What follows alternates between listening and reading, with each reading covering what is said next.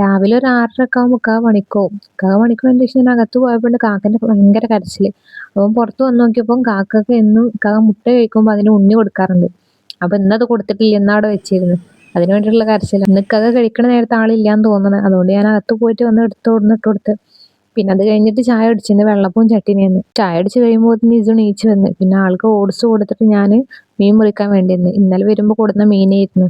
മത്തിയാണ് കൊടുത്തിട്ടുണ്ടായിരുന്നത്. അപ്പൊ അത് മുറിച്ചിട്ട് കുറച്ച് നാളേക്കൊക്കെ വെക്കാം, കുറച്ച് ഇന്നൊക്കെ എടുക്കാന്ന് വിചാരിച്ച്. അപ്പോഴാണ് ഗ്ലിച്ചിന്റെ അവിടെ വന്നിട്ട് പൂച്ച സാറിന്റെ കരച്ചില്. അപ്പൊ ഒരു കാലം ഇട്ട് കൊടുത്ത്. അത് ഇട്ട് കൊടുത്തപ്പോ പിന്നെ കഴിഞ്ഞപ്പോ പിന്നെയും കരച്ചില്. പിന്നെ ഉണ്ട് ആളെ കൂട്ടി വന്നിടും. ബോയ് ഫ്രണ്ട് ആണെന്ന് തോന്നുന്നത്. ആളിപ്പോ ഗർഭിണിയാണേ. ഒരു പ്രസവം കഴിഞ്ഞിട്ട് ഇപ്പൊ 3 മാസമായിട്ടുള്ളൂ. അപ്പൊ അതിന് അടുത്തതായി എന്താല്ലേ. പിന്നെ മീൻ കഴുകാൻ വേണ്ടിയിട്ട് നിന്ന്. അതിനിടയിൽ ലിസു പറയുന്നുണ്ട്, ഉമ്മച്ചി എനിക്ക് മുട്ടായി വേണം, മുട്ടായി വേണം. രാവിലെ തന്നെ മുട്ടായിക്ക് വേണ്ടിയിട്ട് ഓള് കരയാണ്.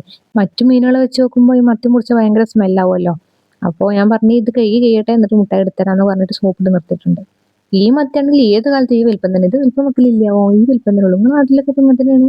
ഇത് പിന്നെ അങ്ങോട്ട് പറയണമെങ്കിൽ ഓൻ പറയും, ആ തോനെ പൈസ ഇറക്കിയാൽ വലിയ മത്തിയൊക്കെ കിട്ടും, 2 കിലോ 100 വെച്ച് വാങ്ങിയാൽ എനിക്ക് ഇതൊക്കെ തന്നെ പ്രതീക്ഷിച്ചാൽ മതി എന്ന് പറയും. ഓനക്ക് ആ ലളിതമായി ജീവിക്കുന്നതുകൊണ്ട് ഭയങ്കര അസൂയ ഉണ്ടെന്ന് തോന്നുന്നു. പിന്നെ നമ്മളതിന് പകുതി മീനെടുത്ത് നാളെ കറി വെക്കാൻ വേണ്ടി വെച്ച് ബാക്കി പകുതി എടുത്തിട്ട് നല്ല മറിഞ്ഞു കൊടുത്ത് അങ്ങനെ തേച്ച് പൊരിക്കാൻ വിചാരിച്ചു. ഇന്നലത്തെ മുരിങ്ങക്കായ കറിന്റെ ബാക്കിയുണ്ട്.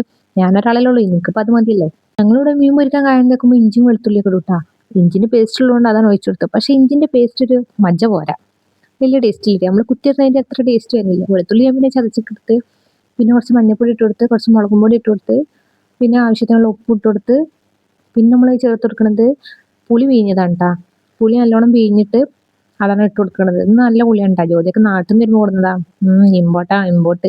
കറിവേപ്പിലും കൂടി ഇട്ടിട്ട് നന്നായിട്ട് മിക്സ് ചെയ്ത്. കറിവേപ്പില ഇപ്പം ഇടുമ്പോൾ നല്ല ചൊയ ഉണ്ടാവും. ചൊയ. നിങ്ങൾ മലപ്പുറത്തൊക്കെ എങ്ങനെ ഉണ്ടോ പറയാം. നിങ്ങളുടെ നാട്ടിലൊക്കെ എന്താ പറയുന്നുണ്ടെങ്കിൽ കമന്റ് ചെയ്യണേ. അതിലേക്ക് വരഞ്ഞിട്ട മീനും കൂടി ഇട്ട് കൊടുത്തിട്ട് നന്നായിട്ട് മിക്സ് ചെയ്തെടുത്ത്. ഇനിയിപ്പോ എത്ര ആഡംബരം കൂട്ടി ഞാൻ കായം തേച്ചെടുത്താലും എന്റെ ഉമ്മ ഉണ്ടാക്കുന്നതിന് ടേസ്റ്റ് ഒന്നും ഇതിനുണ്ടാവില്ല കേട്ടാ. എന്റെ ഉമ്മ ഉണ്ടാക്കുന്ന വേറെ, ഞാൻ ഉണ്ടാക്കുന്ന വേറെ. അല്ലെങ്കിൽ നമുക്ക് ഉമ്മാരുണ്ടാക്കുന്നതുകൊണ്ട് ഒരു പ്രത്യേക പ്രിയാണല്ലോ. എന്നാലും ഉമ്മാനോട് പറയില്ല, ഉമ്മ അല്ലെങ്കിൽ പൊന്തി പോകും. കായം തേച്ച് ഫ്രിഡ്ജിൽ വെച്ചതിന് ശേഷം കുളിയൊക്കെ കഴിഞ്ഞിട്ട് ഇസുവിന് അംഗനവാടിയൊക്കെ ഉണ്ടാക്കാൻ വേണ്ടി പോയി. 3-4 ദിവസം അംഗനവാടി ലീവാക്കിയത് തന്നെ ഇന്ന് ആൾക്ക് പോകുമ്പോൾ ചെറുതായിട്ടൊരു മടി ഉണ്ടായിരുന്നിട്ടാ. കുട്ടി പഠിക്കാനുള്ളത് ഓരോണ്ട് ബുക്കൊക്കെ പുറത്ത് വെച്ചിട്ട് പോയിക്കുന്നത്. ട്രൗസർ പോലും കൊലയം വായിച്ചിട്ട് പോയിക്കുന്നത്. പിന്നെ അതൊക്കെ എടുത്ത് അകത്ത് വെച്ചിട്ട് വെള്ളപ്പത്തിന്റെ ബാക്കി ഉണ്ടായിരുന്നു. അതും ചട്ടീനും പുഴുങ്ങുമ്പോൾ അംഗവൈകല്യം സംഭവിച്ചൊരു മുട്ടയുണ്ടായിരുന്നു. അതും കൂടി കഴിച്ച്. ഇപ്പോഴും നിങ്ങൾ ഇങ്ങനെ അംഗവൈകല്യം സംഭവിക്കാറില്ല കേട്ടാ. എപ്പോഴെങ്കിലൊക്കെ ഉണ്ടാവാറുള്ളൂ. കായം തേച്ച മത്തി നല്ല മൊരിയിച്ച് പൊരിച്ചിട്ട് അതും ഇന്നത്തെ മുരിങ്ങക്കായന്റെ കറി വെളുത്തുള്ളി അച്ചാറും കൂട്ടിയിട്ട് കഴിച്ച്.